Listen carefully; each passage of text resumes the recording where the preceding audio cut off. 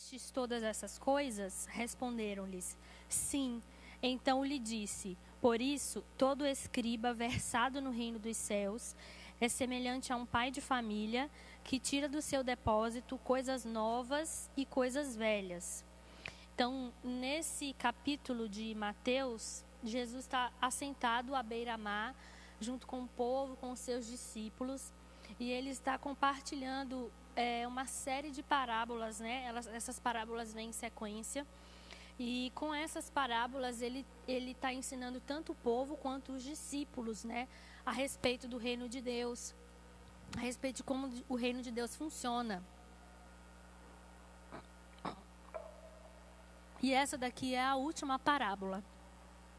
O primeiro versículo da parábola traz o primeiro paralelo que eu queria compartilhar, a primeira chave. Na verdade, são duas chaves. A primeira chave que eu queria compartilhar com vocês.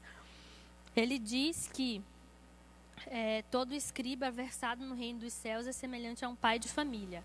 Então, a gente tem um paralelo entre duas pessoas. Um escriba versado no reino dos céus e um pai de família. Na nossa cabeça, algumas vezes, parecem que essas duas posições, elas são opostas, elas são diferentes. Quando, na verdade, o que Jesus está fazendo aqui é colocando tanto o escriba quanto o pai de família na mesma posição.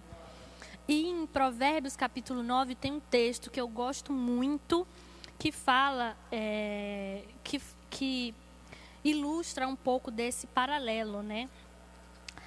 Diz assim, Provérbios capítulo 9, versículo 1. A sabedoria edificou a sua casa, lavrou as suas 7 colunas, carneou os seus animais, misturou o seu vinho e arrumou a sua mesa.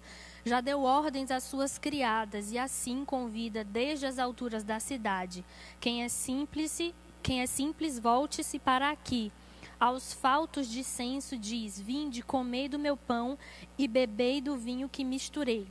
Então, nesse texto, o escritor de Provérbios está colocando a sabedoria como se fosse um integrante de uma família.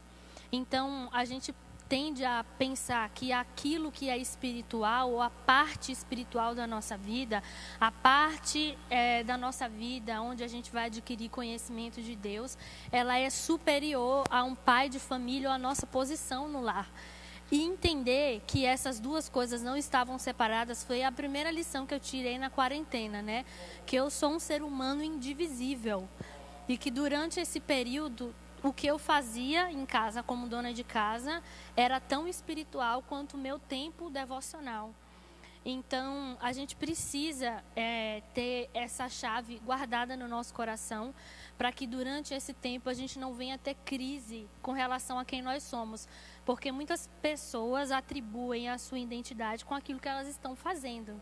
E quando elas se veem em um lugar que elas não estão fazendo nada, elas começam a ter crise achando que o fato de estar em casa sem fazer nenhuma atividade profissional ou sem mexer em alguma coisa espiritual ou sem vir ao culto ou sem estar presencialmente em um 242 e uma célula é uma coisa ruim. Então, entender que o jeito como eu lavo uma louça, o jeito como eu me comporto em casa com o meu marido, o jeito como eu me porto com os meus pais, com os meus familiares, faz parte, né, desse ser indivisível que eu sou. E é muito interessante o apóstolo Paulo em 1 Coríntios capítulo 1, versículo 24. Ele fala a respeito de Jesus o seguinte: mas para os que foram chamados, tanto judeus como gregos, pregamos a Cristo, poder de Deus e sabedoria de Deus. Então, Cristo era tanto o poder de Deus, a manifestação encarnada do poder de Deus, do sobrenatural de Deus, quanto Cristo também era a sabedoria de Deus. Cristo 100% homem e 100% Deus. Cristo que viveu na terra e cumpriu fielmente seu ministério, sendo versado não apenas nas Escrituras, mas conhecendo profundamente quem era o seu Pai. Esse mesmo Cristo também foi um bom filho. Então, em Cristo, não existe essa divisão. A minha vida e o meu eu está dividido em seções. Isso não existe. Nós precisamos nos ver como seres indivisíveis e como seres completos. Corpo, alma e espírito. estão em mim em concordância, de modo que se a minha vida espiritual, ela dispara na frente da minha vida natural, ou na minha vida como esposa, ou na minha vida profissional, ou na minha vida financeira, eu preciso orar para que o Espírito Santo me dê o equilíbrio para entender que eu sou um ser humano indivisível e que se uma área da minha vida não vai bem, eu preciso fazer com que toda a minha identidade convirja naquilo para que eu consiga, né, avançar e viver de um modo saudável. Então essa foi a primeira chave que eu aprendi nessa quarentena, me ver como um ser indivisível, né? Para eu não ter crise de, não estou fazendo nada, não estou indo na igreja, mas eu estou lavando louça, estou arrumando a casa, estou passando tempo com meu marido, meu casamento está melhorando. Isso é tão espiritual quanto estar na igreja com os irmãos, enfim. Outro exemplo também que a gente pode citar de pessoa que foi exemplo disso na Bíblia foi Noé. A Bíblia diz que Noé andou com Deus e o encargo de Noé foi construir uma arca e colocar dentro da arca os animais e a sua família.